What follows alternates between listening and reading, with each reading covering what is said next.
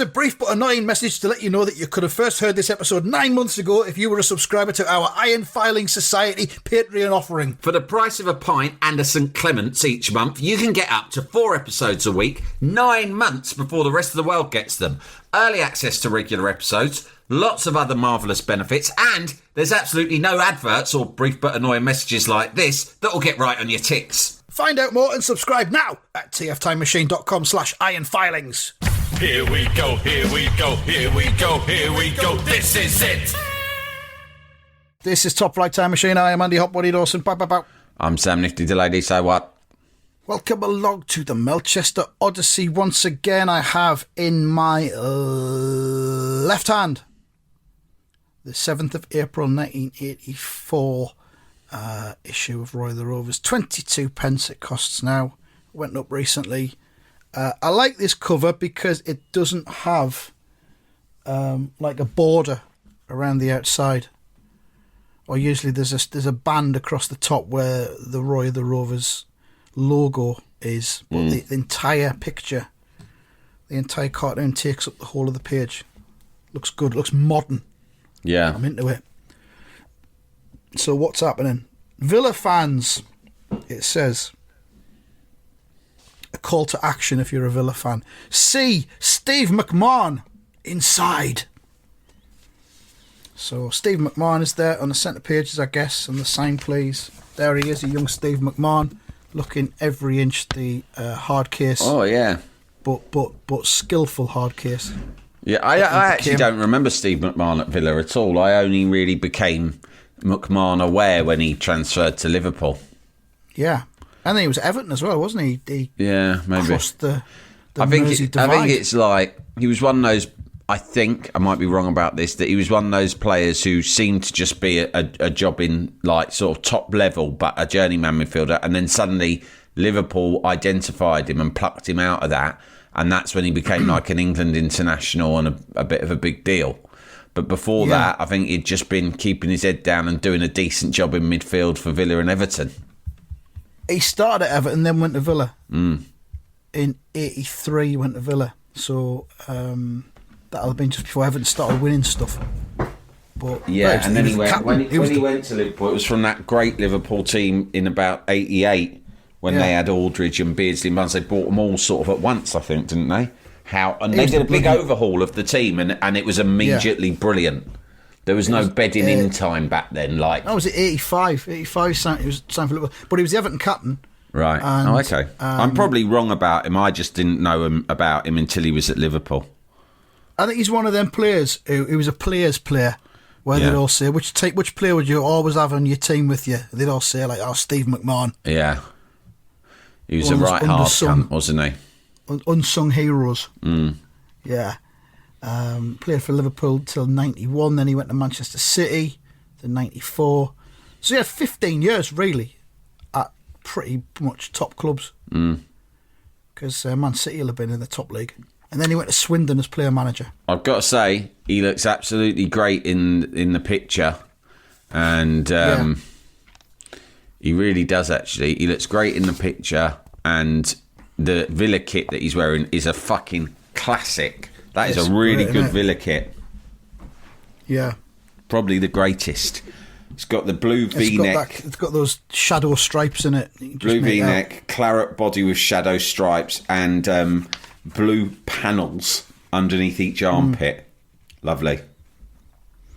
In 1991, when he was still at Liverpool, it says here on Wikipedia, Graham Souness had now taken over as Liverpool manager, and he immediately had some disagreements with some senior players, including McMahon. I'll bet he did. Yeah. In the end, Souness brought in Michael Thomas and Paul Stewart, who of course were nowhere near as good as some Paul of the Stewart's players he moved on. He was playing for Sunderland for a bit, but come on, it was not as good. It wasn't as good as some of that. No, McMahon was from a few years before, top class. But anyway, played in Italian United, didn't he? Yeah. That's Steve McMahon for you. You know, West Ham have claret and blue kits. It's because, like, back fucking whenever, they were involved in there was some sort of sports day get-together, and they got involved in a running race with the Villa players, and the prize to the winner would be a full set of kits. And Villa were a bigger, richer, more established club, and West Ham was still starting out. They were originally called Thames Ironworks, and they played in white, I think. And West Ham won the race, and so Villa had to give them a set of football kits. Oh, really? Yeah. A running race? A running race, yeah. Fucking hell. Do you know how far the distance was? 18 miles. No, I don't know. It was like a sprint, like a sports day or something. 100 metres. Yeah. Just a running race. There wasn't egg and spoon. There wasn't a sack race, just three-legged ran. race. And the Cockneys beat the Brummies, and then they say, right, you've got to give us some of your lovely kits now. All we've got to play in is rags. You lot have turned up here with some right good fucking rascal gear. Go on, give us some of that. So they gave it to them, and West Ham were like, right, that's our kit from now on. I'll have to try and remember, because we talked about rags in a recent episode. Yeah, we did. And we've had some correspondence about rags, and the modern day rag scene. Yeah. And rag acquisition. You can buy rags off Amazon. Crazy. Yeah. What a world. Well, we'll try and save it for Friday. Yeah. If I can remember. Anyway, back to this Roy the Rovers thing. Dun dun dun dun. Yeah. Rag chat. Friday rag chat. Britain's top rag podcast. One of Britain's top rag podcasts. Nominated for Ragcast of the Year. So we've got... it says both Melchester and Walford Rovers had reached the semi-finals of the FA Cup, but an injury had prevented Roy Race from playing against Walford in a prior league match. Joe Bellamy, the Walford captain and club cunt, had threatened to give Melchester a taste of what they could expect if the two clubs met in the final. So Roy is looking on with his brown jacket on. He's in the dugout there next to Taffy Morgan. Kenny Logan's running down the right-hand side. Melchester fans behind the goal. Kenny Logan's away! Away is in bold lettering. If you're wondering why I emphasise that. Melchester have made the first break! Fucking hell. Joe Bellamy comes across and just goes right through Kenny Logan. Look at that. What a picture that is. Bellamy, his face is just consumed by hatred. It's one of the best pictures I've ever seen in Roy the Rovers. He absolutely clatters him, and they've given up. They've splashed this picture right across the whole width of the page to give it maximum impact. Not for long, Sonny. Funnily enough, it's quite a Steve McMahon type challenge. It is. Logan goes arse over tit. He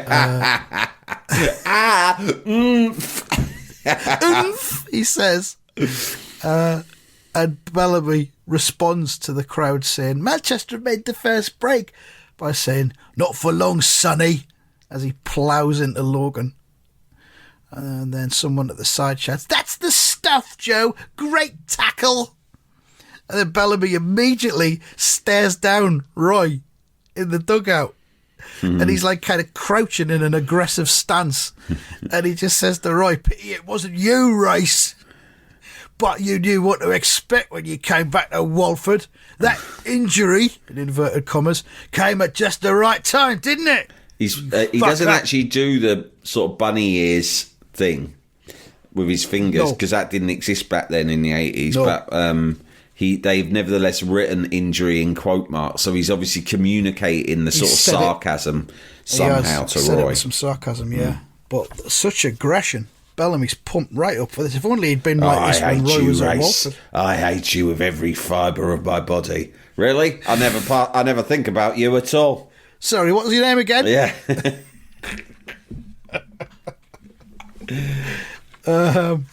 So it goes over onto the inside double page. Where the fuck is it? Can't find it. Oh my God, it's been stolen. Oh, there it is. Roy of the Rovers continued from front cover. Vic Guthrie, the Rovers' central defender, reacted angrily. Brilliant. This is, as Griff Souness would say, this is good. This is good. Vic Guthrie says, look at that creep Bellamy having a go at Roy. Creep. He's a creep.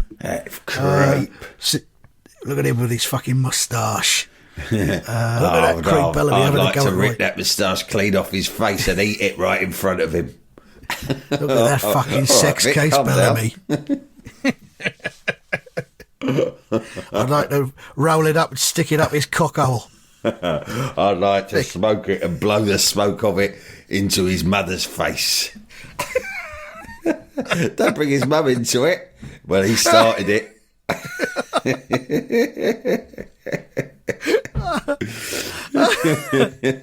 at that creep Bellamy having a go at Roy. Suggested he was scared to play. Steve Naylor says he knows darn well that Roy can't answer back. Well, I think Roy probably could. He sat there in the dugout. I choose not to. It's a great dugout as well because it's below pitch level. Yeah, love it. So like the Argentina 1978 World Cup dugout. That has to be the worst possible viewpoint you could have for watching a football match. You don't know what the fuck's going on. You just see ankles. If you ever sat like front row at close up at a ground where you're like, it's on the pitch, like Loftus Road, for instance, I've sat there and you just don't know what the hell's happening. Like, it's good because you can see and hear the players very vividly, but you don't know what's going on from a tactical perspective, which is what I like. Do you know what a mate said to me the other day? I had a mate, I'm embarrassed to tell you this, I had a mate who actually, without any irony, and it took me a while to realise he wasn't being ironic, was moaning to me, unironically, that there was too many women pundits on men's TV these days, right? Fucking hell. And I thought he was joking because he was literally saying things like, well, it's ridiculous, isn't it? I mean, it's box ticking, right? And I was like, yeah, ha, ha, ha, thinking it was a joke. And then I was, oh, no, he's not joking. And I went, what are you talking about? Why do you give a shit? And he went, well, I do give a shit. And I said, why? Why does it matter to you what gender? He goes, I'll tell you why. He said, when I'm watching a game, when I listen to the pundits, I like to be educated. Obviously, I just started laughing when he said that, right? And I said, what do you mean? He goes, well, say if Alan Shearer is explaining to me how you stay on side when you're waiting to receive a pass. That, to me, is giving me his insight from his career, which was played at the very top level. But I'm not, I just don't feel that a woman pundit can offer me that kind of insight because she hasn't done it at that level. And I was like, well, why do you care? What do you mean? I said, you're 47 years old. What do you mean you want to be fucking educated by a football pundit? Get a fucking life. I said, they're only there to fucking fill the space as long as they're like articulate and fucking interesting. And who gives a fuck? You want to be educated. You're literally 47 years old. You're tuning in to have a man like Alan Shearer. I mean, all due respect to Alan Shearer, but I mean, fuck's sake, right? Alan Shearer, I want to be educated about football tactics and how to stay on side. When has Alan Shearer ever explained about how to stay on side? I mean, but like... all they do is they just say what's just happened, but they'll just repeat it and just tell you what you've just seen most of the time. So what difference does it fucking make? And I tried to explain to him that, it makes the sport more inclusive and women's football has thrived because we've started making it more inclusive and accessible to women by putting it. But he's just like, nah. People just change things for the sake of changing them. And you just sit there and you think, I mean, I don't have the energy to argue with people like that anymore. I just sort of feel disappointed in mankind. Yeah. Because... I was out on Saturday night with a few pals and acquaintances, and there was one fella who was kind of going down that same route. But it's so boring. An anti-woke tirade. Oh, yeah. And when they do that... you turned into one of them. The main thing is that I think, like, with this mate, he does that sort of stuff quite a lot. And the main thing is, I think, you've got no excuse to be this unimaginative in your opinions, right? There is... What you are doing is regurgitating tedious fucking one note, easy peasy, boring fucking barroom wisdom, right? That you've seen on Facebook. It's just something for you to get uptight about, which is completely invented by people. And, it's fine. You don't have to agree with me on anything, but at least have something imaginative to say for me to disagree with. Like this bloke, university educated, actually very privileged life throughout his whole life, refuses emphatically to empathise with anyone who hasn't had the exact same life experience as his. Do you know what I mean? Yeah. Which is bad enough, whatever sort of life experience you've had. But if you've been lucky enough to have quite a privileged one, then I think it's even more incumbent upon you to make the effort to have empathy and understand how things might be different for other people. But, you know, people are just like happy to just go, well, that's not how life has been for me, and therefore I am not going to tolerate anyone saying it's been different for them. I mean, it could be argued that some of the women pundits are actually better than the men because the onus is on them to almost prove themselves. Yeah. Because of arseholes like him. Yeah. I mean, in the World Cup, some of the best ones were the women. Easily. I tell you what, I've heard some great ones. There was one, I think she was a South African player. I can't remember her name now, but she was fucking brilliant. I've heard some really great ones, and unfortunately, I can't remember all of their names, but I've heard lots during the World Cup and was thinking, fucking hell, this is like better. This is more interesting, more insightful, less lazy.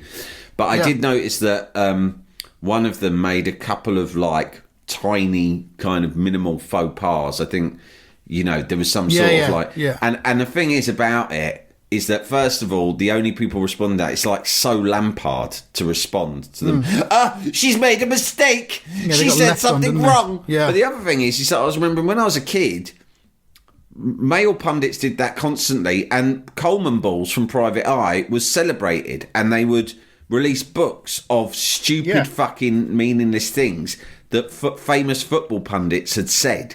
And books would be released, there'd be bestsellers, and those pundits would continue to be employed again and again and again. No one would try to... And people would laugh and say how funny that they said, which is the correct response. No one would go, it's a disgrace. They are stealing a living. Get them off the fucking box. That's my licence fee money. They'd just laugh and go, that's funny. Sometimes people slip up and say silly things. Ha ha. But when it's a woman, it's like, get her off my fucking screen. Yeah. A lot of rage out there, isn't there? A lot of rage, a lot of misogyny. Joe Bellamy's probably the poster boy for it. Oh, yeah, definitely. Jalapeño. Jalapeño. So Roy sat in the dugout with Bellamy fucking just ripping into him. And then Stephen Ellis says he knows darn well that Roy can't answer back. Blackie Grey comes over, takes charge. All right, you two, pack it up. Vic says, but Blackie, let's concentrate on scoring goals and leave the verbals to Bellamy. Very satisfying word there to be said in a Scouse accent, verbals. Verbals. Verbals, that's what we call it where I'm from. Verbals is a word for talking trash. But as the cunning Joe picked up a loose ball moments later, look at his stance. He's almost in a crouching position with the ball at his feet, and he's got a demonic grin right across his face. He's fucking lost it here. This is ridiculous. He's thinking, I'm getting to Rovers, super brat already. Now, let's really stir him up. Bellamy's going to have a fucking aneurysm here.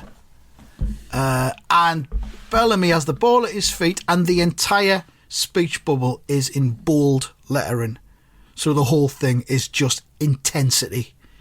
And he just shouts, better run for your life, Guthrie. Mr. Superstar Race can't come to your rescue now. Fucking hell. Fucking hell. And Vic's got his socks rolled halfway down his legs towards his ankles. And he shakes his fist. He goes, why you? And he just fucking plows into Joe Bellamy. Takes the ball and the man. Bellamy goes, ah! Look at the next fucking picture, Sam. Bellamy is in what you could describe as the fetal position.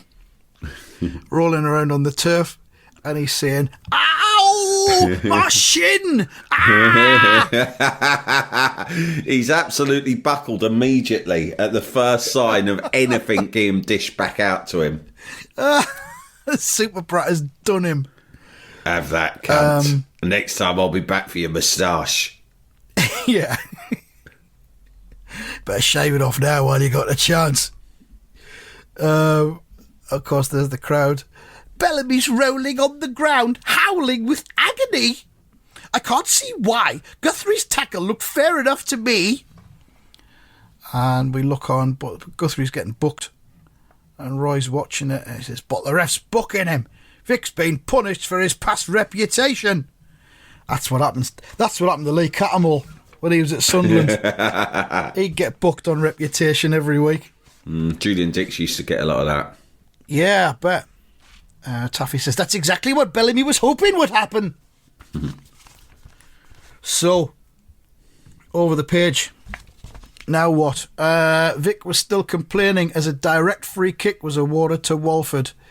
The Melchester players are trying to line up their wall, and Vic is just raging at them. It's like a long distance drawing, and all you can see is like a tiny Vic, and he's got those hand movement lines next to his arms because he's just punching the air, shouting, "He's crazy! Anyone could say I played the ball."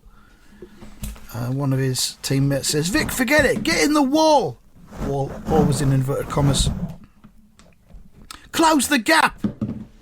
But Vic doesn't get there in time. Shot comes in, and it's in the back of the net, straight past Charlie Carter. Oh, it's not fucking Joe Bellamy that scored it, is it? I think it is. The wall's an absolute mess. And it's pathetic, whoever takes, and also Charlie Carter's a mess because he gets a hand to it but lets it go straight through. And also the kick, if you look at the body position of whoever took it, whether it was Bellamy or someone else, is an absolute fucking toe punt. It is, yeah. And it's a 7-man wall. And there's a gap in the middle. And they're all standing about a foot between them all. Yeah, with their legs apart. So yeah, we got to work on that. But Blackie, remind us to work a bit on walls during the week. I thought got this idea that we should start getting someone to lie down behind the wall to counteract the low one. Don't be fucking stupid, you mad bastard. Can I do that, Roy? I like the smell of the grass. I want to lie down like a little sausage dog, Roy. It reminds me of being a little boy playing in the fields. I love it. Sometimes I get down really low and try to spy the worms in their homes. Fuck's sake. No, there'll be no lying down. This isn't Spain. It's not Spanish football. Stay on your fucking feet. So it's in the back there. Bellamy is celebrating, but it's hard to tell whether it was him that scored it. I'm not sure it was. But Bellamy's hard man image is just shattered here because he uses the tried and tested arsehole's phrase, "Wahoo!" He shouts, "Wahoo! Cop that, Melchester!"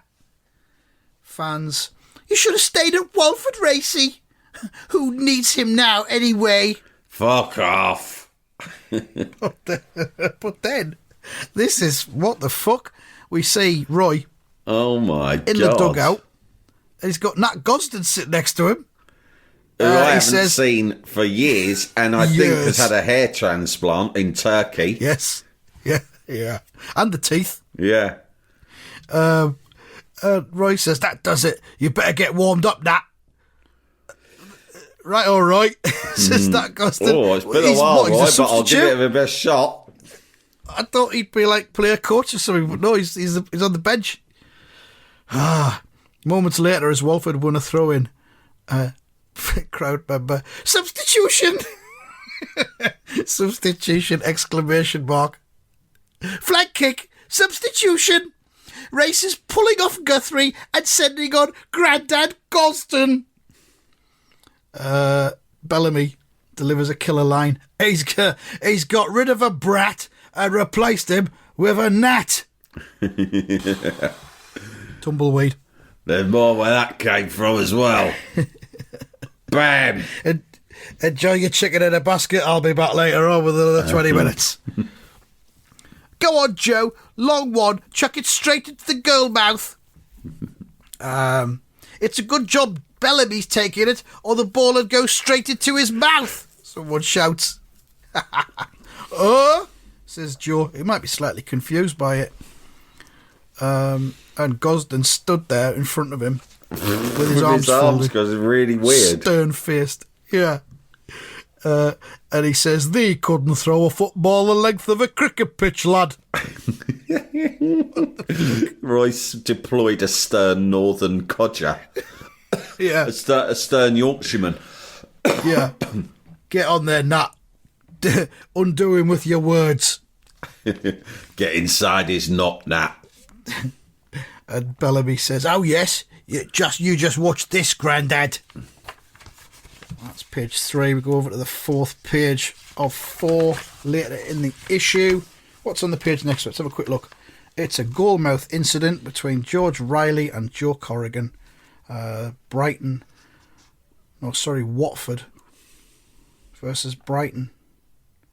Oh, is Joe Corrigan playing for Brighton at this point? Or maybe a different Corrigan, don't know. A Watford goal has been requested by Kyle Turner anyway, so there it is. And he's probably got £3 for that. Anyway, onwards, continued from colour pages, as the infuriated Joe heaved with all his strength. And he does the hardest throw he could possibly do. But it's come out of his hands and it's kind of bounced off the top of his head. And he goes, "Oh!" Crowd, "It's squirted out of his hands." "Where's that going?" Nah, it looks like a foul throw to me. This should have been called as a foul throw, but it hasn't. "Straight to Neville Jones." And Neville Jones gets the ball. Blackie's running into space. "Knock it on, Nev!" shouts Blackie, which he does. And Blackie Gray hits it first time into the path of Rob Richards, who's running into the box on the right-hand side. "Go for it, Rob!" And Rob does. Left foot, first time. Back of the net. "Oh, yes, great goal. Melchester have squared it. We've really got a game on now." And Taffy says to Roy, "Thanks to your verbal strategy, Roy." I don't know what kind of accent that was, but I apologise. So this was Roy's verbal strategy. Remember, he's off his face, though, to be fair to him. He is. Yeah, it's ecstasy, isn't it? I had a feeling that old Nat was the lad to play Bellamy at his own game. Well, I thought Vic Guthrie had already done that, but he picked a booking up, didn't he? Trouble is, Nat has to face himself. Nat has to pace himself these days. He's a second-half player normally. I wouldn't dream of bringing him on this early in the game. If Bellamy calms down enough to realise that we've only got 10.5 men, he could still grab the points for Walford. Fuck. Will Gosden die? Hard to tell. So there we are. He might die, but if he doesn't, I think we could get something out of this game. We might get a point out of it, yeah. I'll be happy with a point and no death. No deaths, yeah. It might finish his career, but that'll be all right because that's coming anyway. Next week, Bellamy blows his top. If he dies, we can probably claim some insurance as it happens, so it's a win Yeah. double. If he dies on the pitch, we get a payout. I set up that insurance policy myself. I was thinking ahead. Technically, it doesn't go to the club, it goes to me, but, you know.